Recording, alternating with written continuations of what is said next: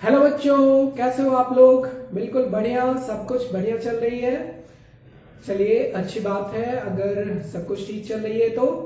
और नहीं ठीक चल रही है तो जल्दी से सब कुछ ठीक हो जाए, ऐसी दुआ है हमारी। और हम लोग स्टार्ट करने वाले हैं आज के चैप्टर में। हम लोग स्टार्ट करने वाले हैं अम्ल, क्षारक और लवण को। तो अम्ल, क्षारक और लवण, ये सबसे पहले तो हम लोग जानेंगे कि ये होता क्या है। उसके बाद हम लोग क्या देखेंगे कि इसको चेक करने के लिए क्या कोई विधि है कि हम लोग बिना उसे चखे या उसको छुए हुए हम लोग बता सकें कि ये अम्ल, क्षारक या लवण है। उसके बाद इसकी हम लोग शक्ति को देखेंगे कि कितना शक्तिशाली अम्ल है या कितना शक्तिशाली आपको क्षारक है। उसके बाद फिर हम लोग क्या देखेंगे, उसके बाद हम लोग लवण को देखेंगे। लवण में हम लोग कुछ महत्वपूर्ण लवण को देखेंगे। उसके बाद फिर ये हमारा चैप्टर इतने में ही है। और उसके बाद हम लोग इसमें पीएच स्केल भी देखेंगे। पीएच स्केल की परिभाषा है, सिर्फ आपको इसमें विस्तार से नहीं पढ़ना है, आप लोगों को सिर्फ उसके बारे में परिभाषित किया जाएगा और उसके बारे में थोड़ी बहुत जानकारी दी जाएगी कि पीएच स्केल आपको बताता क्या है। तो सबसे पहले हम लोग स्टार्ट करते हैं आज की क्लास को, अम्ल से स्टार्ट करते हैं। तो अम्ल को अगर हम लोग रासायनिक भाषा में परिभाषित करना हो अम्ल को, तो हम लोग कह सकते हैं कि अम्ल वैसा पदार्थ है जो जलीय विलयन में आपको क्या दे, H+ आयन। H+ आयन कैसा होगा, H+ आयन किस तरह का होगा आपको, हाइड्रोजन का एक इलेक्ट्रॉन अगर इससे निकल जाएगा तो ये H+ आयन में बदल जाएगा। लेकिन ये शुद्ध रूप में आपको स्वतंत्र रूप में H+ आयन नहीं देगा। ये किस रूप में देगा, ये जलीय विलयन में ही देगा। ये जलीय विलयन में देगा क्योंकि ये जो H+ आयन स्वतंत्र अवस्था में होती है वो बहुत ही क्रियाशील होती है। तो वो क्या करेगा, फिर से आपको हाइड्रोजन में परिवर्तित हो जाएगा। ये किसी और तत्व से क्या करेगा, अभिक्रिया करके वो किसी और यौगिक में परिवर्तित हो जाएगा। तो ये आपको जो जलीय विलयन में किसी पदार्थ को अगर हम लोग बुलाते हैं और वो H+ आयन एक्वस देता है, या आपको क्या देता है, हाइड्रोनियम आयन, या क्या चीज देता है आपको, हाइड्रोनियम आयन देता है। हाइड्रोनियम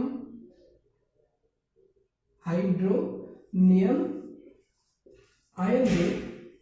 तो हाइड्रोनियम आयन कैसा होता है, हाइड्रोनियम आयन होता है कि अगर हाइड्रोजन प्लस आपको स्वतंत्र रूप में मिल जाए, किससे, ये वाटर के अणु से मिल जाए, ये जल के अणु से मिल जाए, तो ये किसी में परिवर्तित हो जाता है। ये इस तरह से इसको हम लोग दिखा सकते हैं, H3O+।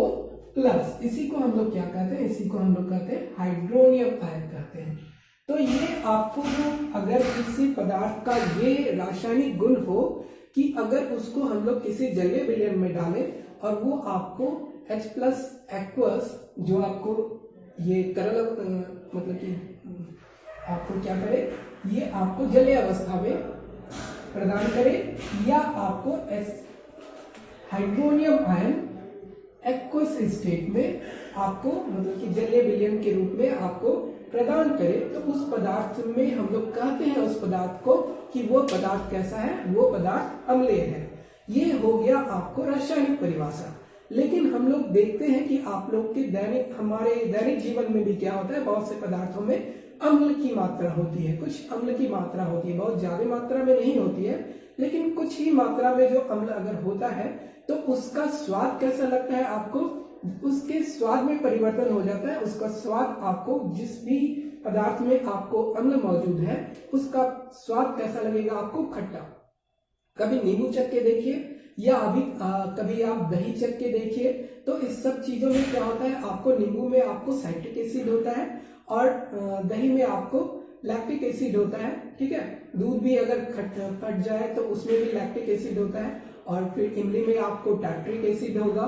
और भी बहुत सारे पदार्थ हैं जो कि आपके दैनिक जीवन में, टमाटर में ले लीजिए ऑक्सैलिक एसिड हो जाएगा, वेनिगर में देख लीजिए आपको इथेनोइक एसिड हो जाए रहेगा, मौजूद रहता है। तो ये सारे पदार्थ आपको क्या है कि अगर उसको आप चख के देखते हैं, क्योंकि उसकी मात्रा जो आपके भोजन में क्या होती है, बहुत ही कम मात्रा में होती है, तो वो आपको सिर्फ खट्टा लगता है। लेकिन अगर शुद्ध रूप में आपके पास क्या दिया जाए, अगर शुद्ध रूप में आपके पास अम्ल दे दिया जाए, तो आप कभी भी ये गलती नहीं कीजिएगा कि उसको आप लोग चख के देख लीजिएगा। ऐसा कीजिएगा तो आपका क्या हो जाएगा, जी भी जल जाएगा। और क्योंकि अम्ल की जो आपको एक क्या कहिए गुण होता है, वो किसी भी पदार्थ को क्या करेगा, आपको जलाने के लिए होता है, जला देता है। जैसे कि आप लोगों के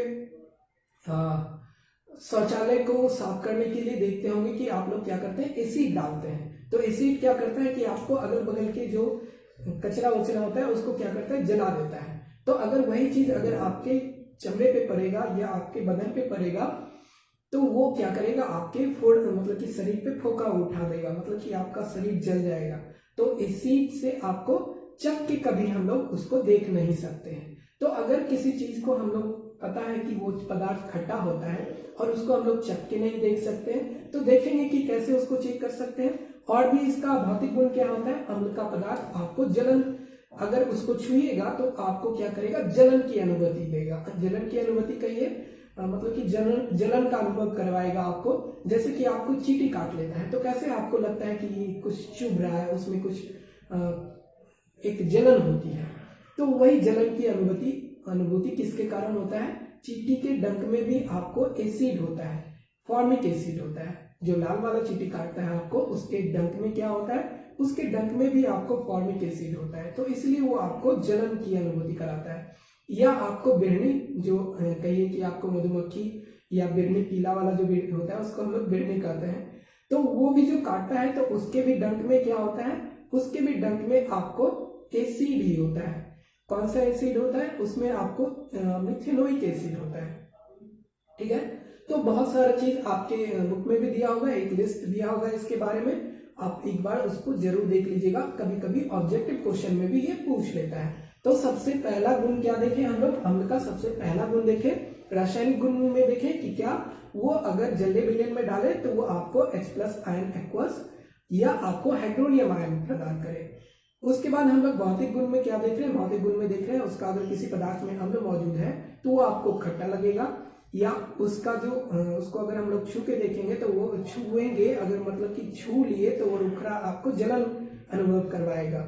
ठीक है, और इसके बाद हम लोग क्या देखते हैं कि इस चीज से बचने के लिए कि अगर किसी अम्ल को हमको चेक करना है, कोई विलयन दिया हुआ है और हम लोग को नहीं पता चल रहा है देखने से कि ये अम्ल है या क्षार है, तो उसके लिए हम लोगों को क्या दिया गया है, हम लोगों के पास एक सूचक के रूप में, सूचक कहिए कि इंडिकेटर, सूचक दिया हुआ है, या कहते हैं हम लोग सूचक का उपयोग करते हैं कि अम्ल में उसका जो रंग हो वो अलग तरह का रंग हो, और क्षार में जब उसको ले जाए तो उसका रंग क्या हो जाए, बदल जाए। और वो जो अगर दोनों के अम्ल और क्षार में अलग अलग अगर वो रंग दिखाए तो हमें पता चल जाएगा कि इस रंग में अगर बदल गया तो जो विलयन था हमारा वो क्या हो सकता है, वो अम्ल या क्षार में से कौन था। तो वो हम लोग विस्तार से आगे देखेंगे। इससे पहले हम लोग क्या देखते हैं, इसके पहले हम लोग क्या देखेंगे, क्षार को देखेंगे। जैसे अब हम लोग क्षारक के बारे में देखेंगे। क्षारक को अगर हम लोग परिभाषित करना चाहें तो कह सकते हैं, हम लोग उसे परिभाषित इस रूप में कर सकते हैं कि क्षारक वैसा पदार्थ होता है जिससे अगर हम लोग जलीय विलयन में डालें तो वो क्या करेगा, जलीय विलयन में देने के बाद वो क्या करेगा, आपको OH- आयन जलीय अवस्था में आपको प्रदान करेगा। तो अगर हम लोग कोई पदार्थ को परिभाषित कर रहे थे, अम्ल के लिए परिभाषित कर रहे थे, तो उसमें मिल रहा था आपको H+ आयन। अगर हम लोग क्षारक के लिए परिभाषित करेंगे तो उसमें आपको क्या मिलेगा, जलीय विलयन उसका क्या देगा, आपको OH- आयन देगा। तो इस प्रकार हम लोग देखते हैं कि अम्ल और क्षार, अगर कोई पदार्थ में अम्ल और क्षार मौजूद है तो वो जलीय विलयन उसका क्या करेगा, उसका जलीय विलयन अगर अम्ल है तो H+ आयन देगा, और अगर क्षार है तो OH- आयन देगा। और जैसे ही आपको जलीय विलयन में आयन मिलेगा तो ये क्या करेगा, विद्युत का आपको सुचालक होगा। और अगर किसी मतलब कि जलीय विलयन में अम्ल और क्षार को दे दें और उससे विद्युत धारा प्रवाहित करें तो उस विलयन से क्या होगा, विद्युत धारा प्रवाहित होने लगेगा। लेकिन अगर उसमें अम्ल या क्षार का गुण नहीं मौजूद है तो आपको वो H+ आयन या OH- आयन नहीं देगा और उससे विद्युत धारा आपको प्रवाहित नहीं होगा। अब हम लोग देखते हैं, अब हम लोग किस चीज पे देखते हैं, अब हम लोग देखते हैं कि क्षारक का भौतिक गुण कैसा होता है। क्षारक का भौतिक गुण आपको इस प्रकार का होगा कि अगर क्षारक को हम लोग को चखे थे तो हम लोग को कैसा लगा था, हम लोग को चखे थे तो हम लोग को खट्टा लगा था। लेकिन जो क्षारक होगा अगर हम लोग स्वाद उसका कहें तो उसका स्वाद आपको कड़वा होगा, बिल्कुल कड़वा टाइप का आपको स्वाद लगेगा। कभी कभी आप लोग कपड़ा साफ करते हुए सर्फ का पानी अगर मुंह में चला जाता है तो कैसा अनुभव होता है, कड़वा अनुभव होता है। तो वही अनुभव आपको क्षारक का मतलब कि ऐसा ही अनुभव होगा, क्षारक कड़वा टाइप का। फिर आपको अगर उसको छू के देखिएगा तो कैसा फील होगा, वो आपको छूने में आपको साबुन के जैसा ही चिकना पदार्थ होगा। लेकिन वो चिकना अनुभव होने के बाद भी क्या करेगा, अगर कोई आपको क्षारक किस तरह का है, क्षारक आपको शक्तिशाली क्षारक है, तो अगर उसको आप लोग छुइएगा तो वो भी संक्षारण करने का गुण रखता है, मतलब कि आपके हाथ को वो भी जला देगा। इसलिए हम लोग अम्ल या क्षार को कभी भी चेक करने के लिए कभी भी टेस्ट नहीं करते हैं, उसको हम लोग कभी भी खा के या छू के नहीं देखते हैं। ये आपको सावधानी हमेशा बरतनी चाहिए। आपके प्रयोगशाला में भी इस बात का आप लोगों को ध्यान रखना चाहिए कि हम लोग कभी भी क्षारक को या अम्ल को हाथ से, खुले हाथों से नहीं छुएंगे, या दास्ताना भी पहन के छुएंगे तो हमारा दास्ताना हो सकता है जल जाएगा। तो इसलिए हम लोग उसको छू के कभी भी नहीं चेक करते हैं, ठीक है। तो अगले बात को हम लोग देख लिए कि अम्ल और क्षारक दोनों को हम लोग परिभाषित कर लिए। रासायनिक परिभाषा ये कहिए कि इसका रासायनिक परिभाषा है। और भी हम लोग क्षारक और अम्ल का गुण देखेंगे कि इसकी प्रकृति हम लोग क्या, अगर ये धातु के साथ अभिक्रिया करती है तो कैसा, कौन सा, किस तरह का परिवर्तन होगा, ये सारा कुछ हम लोग इसी चैप्टर में देखने वाले हैं। तो उससे पहले हम लोग क्या देखने वाले, इससे पहले अम्ल और क्षारक देखने के बाद हम लोग देखेंगे संकेतक, या कहिए आपको सूचक। सूचक कहिए आपको, सूचक क्या चीज होता है, सूचक होता है वैसा पदार्थ जो कि आपको अम्ल या क्षार को बिना छुए या चखे आपको ये बता दे कि ये पदार्थ आपको अम्लीय है या ये पदार्थ आपको क्षारक है। और उस चीज के लिए ये क्या करता है, आपको जो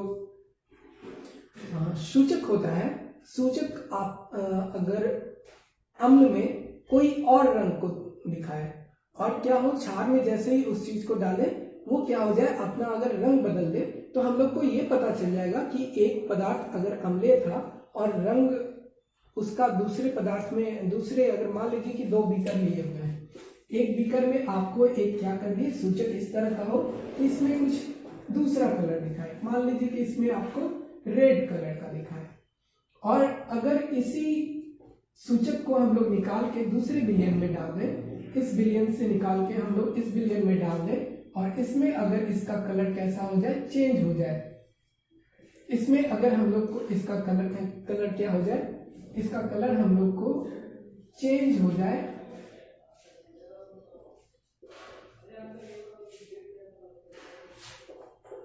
इसमें इसका कलर अगर हम लोग को चेंज हो जाए, इसमें लाल से इसमें डालें और नीला हो जाए, तो इस तरह से हम लोग को क्या पता चलेगा कि ए और बी की प्रकृति क्या है, अलग अलग टाइप की है। मतलब कि ए अगर अम्ल है हो सकता है, तो हो सकता है ये जो बी होगा वो अम्ल नहीं होगा, या ये आपको क्षार है तो ये आपको क्षार नहीं होगा, क्योंकि दोनों में अलग अलग रंग दिखा रहा है। अगर कोई पदार्थ इस तरह से काम करे कि अम्ल और क्षार में अपना अलग अलग रंग दिखाए, तो हम लोग कह सकते हैं कि वो पदार्थ आपको क्या है, सूचक है।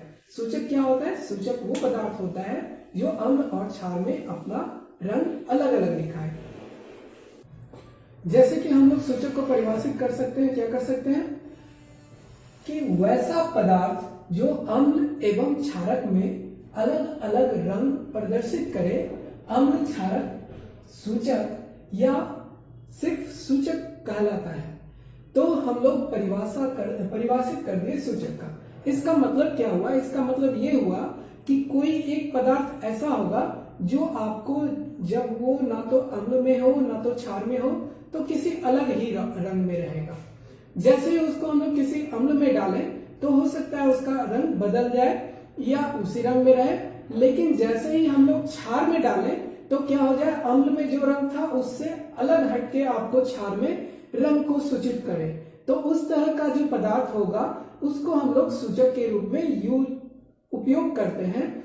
और उसी तरह से हम लोग कह सकते हैं कि अम्ल क्षार सूचक, उसको हम लोग क्या कर सकते हैं, अम्ल क्षार सूचक कह सकते हैं, या सिर्फ सूचक भी कह सकते हैं आपको कि वो सूचक है। तो हमारे पास क्या है, हमारे पास लिटमस। लिटमस क्या होता है, एक पौधे से निकलता है। लिटमस एक प्राकृतिक सूचक है जो आपको लिचिन नामक पौधे से निकलता है। उसका क्या होता है, रस होता है, और उस रस को हम लोग क्या करते हैं, कागज के ऊपर सुखा लेते हैं, और उस सूखे हुए कागज को हम लोग अम्ल या क्षार में डालते हैं, या हम लोग उसको उदासीन विलयन में डालते हैं। तो उदासीन में डालेंगे तो जैसा लिटमस का रंग होगा, लिटमस का रंग कैसा होता है, ये अगर लिटमस का रंग हम लोग को उदासीन विलयन में डाले हुए हैं या स्वतंत्र में है या किसी अम्ल क्षार में नहीं है, तो ये बैंगनी रंग का होगा। कैसा होगा, ये बैंगनी कलर का होगा, ये बैंगनी रंग का होगा। और जैसे ही इस बैंगनी रंग के लिटमस को अगर आप लोग क्या करते हैं, अम्ल में डालते हैं, तो अम्ल में डालिएगा तो ये क्या हो जाएगा, अम्ल में डालने पर ये आपको लाल रंग में बदल जाएगा। और उसी लिटमस को उठा के, लाल वाले लिटमस को ही उठा के अगर आप क्षारक में डाल दीजिएगा, ये क्षारक में डाल दीजिएगा, तो ये क्या हो जाएगा, ये लाल रंग से फिर से परिवर्तित हो जाएगा, नीले रंग में परिवर्तित हो जाएगा। और अगर फिर से हम लोग क्या करते हैं, नीले वाले को फिर से उठा के हम लोग अम्ल में डालते हैं, तो फिर से नीला रंग किस चीज में परिवर्तित हो जाएगा, वो फिर से लाल रंग में परिवर्तित हो जाएगा। तो हम लोगों को पता चल रहा है कि ये जो हम लोग को विलयन दिया हुआ है, या ये जो विलयन दिया हुआ है, इसकी प्रकृति अलग अलग है। कोई अम्ल है तो दूसरा आपको क्षारक है। और इस तरह से हम लोग इस लिटमस की मदद से हम लोग क्या कर सकते हैं, अम्ल और क्षारक में अंतर दिखा सकते हैं। तो सबसे जो आप लोगों को आसान मुख्य सूचक है वो लिटमस है, आपको ये प्राकृतिक सूचक है। इसके बाद भी आपको दो सूचक पूछा जाता है कि दो सूचक में आपको कौन कौन सा होगा, एक मिथाइल ऑरेंज होगा और दूसरा कौन सा होगा, फिनोल्फथैलीन होगा। फिनोल्फथैलीन हम लोग जो देखते हैं, मिथाइल ऑरेंज और फिनोल्फथैलीन, वो आपको क्या कहिए कि संश्लेषित सूचक है। संश्लेषित सूचक मतलब कि उसको हम लोग किसी रासायनिक विधि के द्वारा बनाते हैं। इसको हम लोग क्या किए, इसको हम लोग एक पौधे के रस को गारे और उसको हम लोग सुखा के उसको एक कागज पे उसके रस को हम लोग मतलब कहिए कि सुखा के रख लिए। लेकिन हम लोग को जो मिथाइल ऑरेंज या फिनोल्फथैलीन होगा, उसमें जटिल आपको रासायनिक यौगिक मौजूद रहेंगे। उसको हम लोग क्या कहते हैं, रासायनिक प्रयोगशाला में बनाते हैं, तो इसलिए उसको हम लोग क्या कहते हैं, संश्लेषित करते हैं। तो सबसे महत्वपूर्ण चीज क्या है, महत्वपूर्ण चीज है कि आपको हर सूचक का रंग हर माध्यम में, जैसे कि आपको अम्ल के माध्यम में कैसा होगा, क्षारक के माध्यम में कैसा होगा, या उदासीन अवस्था में रहेगा तो उसका रंग कैसा होगा, ये आपको पता होना चाहिए। तो हम लोग देखते हैं सूचक का, तीनों सूचक का हम लोग क्या अब हम लोग देख रहे हैं कि जो हमारा संश्लेषित सूचक मेथिल ऑरेंज और फिनोल्फथैलीन है, उसका रंग आपको विभिन्न अवस्था में कैसा कैसा होगा। हम लोग प्राकृतिक सूचक क्या है, लिटमस है, और आपके पास संश्लेषित सूचक है मेथिल ऑरेंज और आपको फिनोल्फथैलीन। और इसकी अवस्था विभिन्न अवस्था में, जैसे कि आपको उदासीन अवस्था में इसका रंग क्या होता है, इसका अम्लीय अवस्था में इसका रंग क्या होता है, अम्लीय विलयन में इसका रंग क्या होगा, या क्षारकीय विलयन में अगर उस चीज को हम लोग इस सूचक को डालेंगे तो इसका रंग में कौन से रंग का ये होगा। तो इस चीज को अगर आप लोग याद रखते हैं, आप लोगों को याद रखना होगा ही होगा। अगर सूचक से, ये सूचक आपको बहुत जरूरी है, बहुत इंपॉर्टेंट है आपके 10वां 10 के बोर्ड में तो आएगा ही आएगा। फिर से आपको ये कोई भी प्रतियोगिता परीक्षा में आपको इससे क्वेश्चन कभी कभी पूछ ही लेता है कि अगर हम लोगों को अम्ल में लिटमस पेपर का रंग कैसा होगा, मिथाइल ऑरेंज का रंग कैसा होगा, फिनोल्फथैलीन का रंग कैसा होगा। तो ये सारा का सारा क्वेश्चन, उस तरह का सारा क्वेश्चन आपको इसी तालिका से आपको बन जाएगा। तो हम लोग देखते हैं एक बार कि क्या कैसे ये तालिका है। जैसे कि आपको यहाँ पे दिया हुआ है प्राकृतिक सूचक का प्रकार, ये क्या है आपको लिटमस। और लिटमस जो होता है उदासीन अवस्था में आपको बैंगनी रंग का रहेगा। लिटमस पेपर उदासीन अवस्था में किस रंग का होता है, या कहिए कि अगर लिटमस को हम लोग सिर्फ लिटमस पेपर लेके हम लोग देख रहे हैं तो वो आपको कैसा लगेगा, वो बैंगनी रंग का रहेगा। और जैसे ही इस लिटमस पेपर को आप क्या कर दीजिएगा, अम्लीय विलयन में डाल दीजिएगा तो ये बैंगनी रंग परिवर्तित हो जाएगा किस चीज में, लाल रंग में परिवर्तित हो जाएगा। और उसके बाद अगर हम लोग उसी लाल रंग को, या आप बैंगनी फिर से दूसरा लिटमस पेपर निकालिए और फिर से उसको आप लोग अगर क्षारीय विलयन में डालिएगा तो वो फिर क्या हो जाएगा, आपको बैंगनी से सीधे नीला हो जाएगा। या आप क्या करते हैं, जो पहले लाल हुआ था आपको अम्ल में डाले हुए थे तो लाल हो गया था, अब उसको उठा के आप क्षार में डालिएगा, क्षारीय विलयन में डालिएगा तो वो लाल से फिर परिवर्तित हो जाएगा किस चीज में, नीला में परिवर्तित हो जाएगा। तो इस तरह से जो सूचक होता है आपको बहुत ही आसानी से सूचित कर देता है कि ये जो आप विलयन को, जिसको आप चेक कर रहे हैं, जिसकी आप जांच कर रहे हैं, वो क्या हो रहा है, वो किस प्रकृति का है, मतलब अम्लीय है, क्षारीय है या उदासीन है। अब हम लोग देखते हैं कि मेथिल ऑरेंज का रंग विभिन्न अवस्था में कैसा होगा। मेथिल ऑरेंज आपको स्वतंत्र अवस्था कहिए या मुक्त अवस्था कहिए, या उसका जो रंग कहिए वो नारंगी रंग का होता है। जैसे कि ऑरेंज लगा हुआ है तो ऑरेंज नारंगी, उससे आपको पता चल जाता है कि ये नारंगी कलर का होता है। और फिर ये अगर इसी चीज को अगर हम लोग अम्लीय विलयन में डालते हैं, मेथिल ऑरेंज को किस चीज में डालते हैं, अम्लीय विलयन में डालते हैं, तो ये अम्लीय विलयन में डालते हैं सबको, तो कैसा हो जाता है, मेथिल ऑरेंज हो जाता है गुलाबी रंग का, पिंक कलर का हो जाता है। पिंक को गुलाबी भी कहते हैं, गुलाबी ही कहते हैं हम लोग, तो ये पिंक कलर हो गया। और उसी अम्लीय मेथिल ऑरेंज को अगर हम लोग क्षारीय विलयन में डालेंगे तो वो कैसा हो जाएगा, ऑरेंज कलर से अगर ये मुक्त अवस्था में था उसको सीधे हम लोग क्षारीय विलयन में डालेंगे तो पीला हो जाएगा, येलो कलर का हो जाएगा।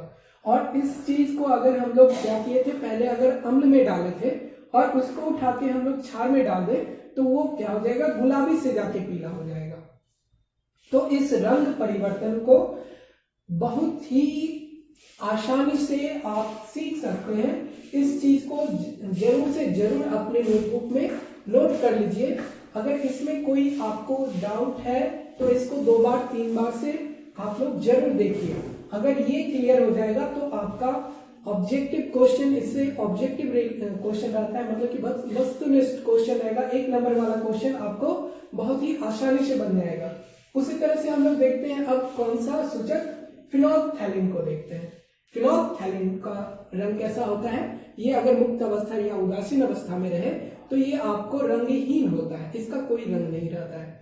और इसी को अगर हम लोग अम्ल में डालते हैं तो इसके रंग में कोई परिवर्तन नहीं होता है, मतलब कि यहाँ पे भी ये कैसा रहेगा, रंगहीन ही रहेगा।